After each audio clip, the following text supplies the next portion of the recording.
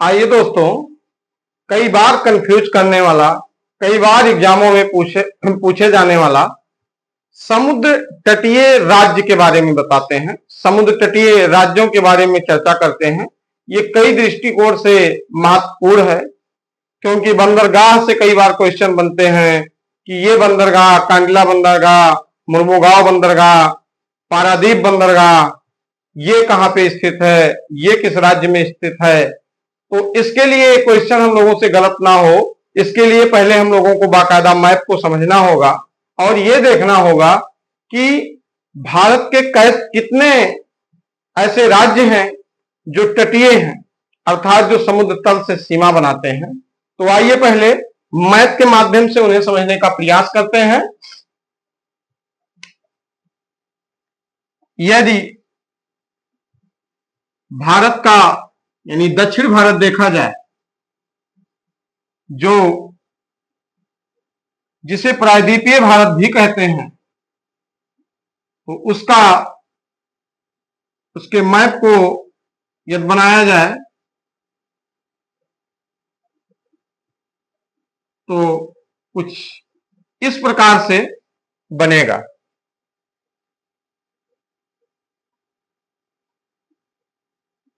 यहां पे आप मान लीजिए गुजरात, ये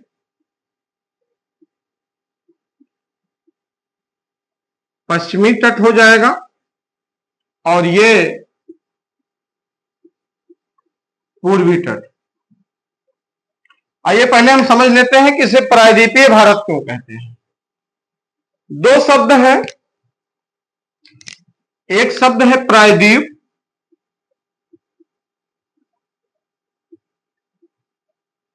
एक शब्द है खाड़ी। क्या क्या? प्रायद्वीप और खाड़ी। प्रायद्वीप को देखते हैं, वह भूखंड जो तीन तरफ जल से घिरा हो और एक तरफ स्थल से घिरा हो, उसे प्रायद्वीप कहते हैं। प्रायद्वीप का परिभाषा क्या हुआ? वह भूखंड जो तीन ओर पानी से घिरा हो और एक ओर स्थल से घिरा हो, उसे प्रायद्वीप कहते हैं। तो अगर भारत के इस भूभाग को देखें हम लोग, तो ये तीन ओर पानी से घिरा हुआ है। इधर है बंगाल की खाड़ी, क्या है? बंगाल की खाड़ी। यदि नीचे देखें तो हिंद महासागर, क्या है? हिंद महासागर। यदि इधर देखें तो अरब सागर, क्या हो गया? अरब सागर। तो इस प्रकार से भारत का यह भूखंड प्रायद्वीपीय भारत कहलाएगा। क्या कहलाएगा? प्रायद्वीपीय भारत कहलाएगा। खाड़ी क्या होता है? क्योंकि इसे बंगाल की खाड़ी कहते हैं इस इलाके को।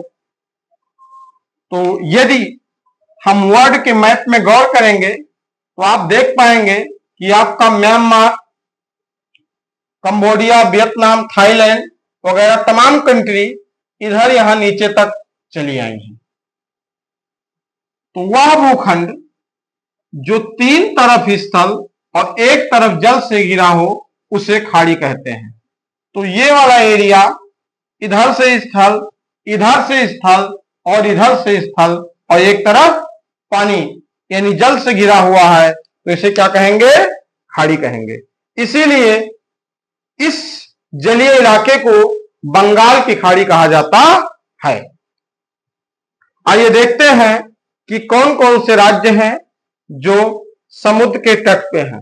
अगर हमें ये जानकारी हो जाएगी तो ये भी पता हो जाएगा कि बंदरगाह भी इन्हीं राज्यों में ही होते हैं। तो आइए सबसे पहले हम पश्चिमी तट पे चलते हैं। तो पश्चिमी तट पे एक राज्य है गुजरात। क्या है? गुजरात। गुजरात को आप सभी लोग जानते हैं, महात्मा गांधी का जन्म यहीं पे हुआ था। इसके नीचे यदि हम देखते हैं तो आपका एक राज्य है महाराष्ट्र। काफी बड़ा राज्य है, सभी लोग इससे परिचित हैं।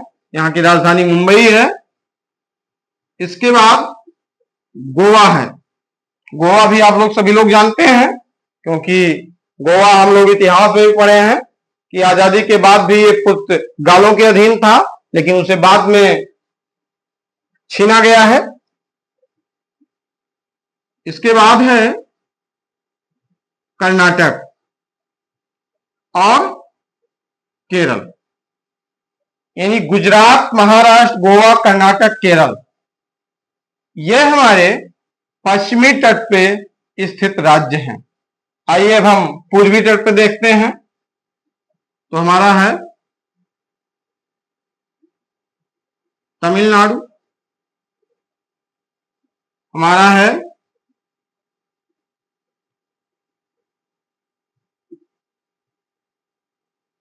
आंध्र प्रदेश, हमारा है उड़ीसा और पश्चिम बंगाल। कौन सा राज्य? पश्चिम बंगाल। तो इस प्रकार से हम देख पा रहे हैं 1 2 3 4 5 6 7 8 9, यानी भारत के टोटल 9 राज्य ऐसे हैं जो समुद्र तट पे हैं, अर्थात यही वो राज्य हैं जहां पे बंदरगाह पाए जाते हैं।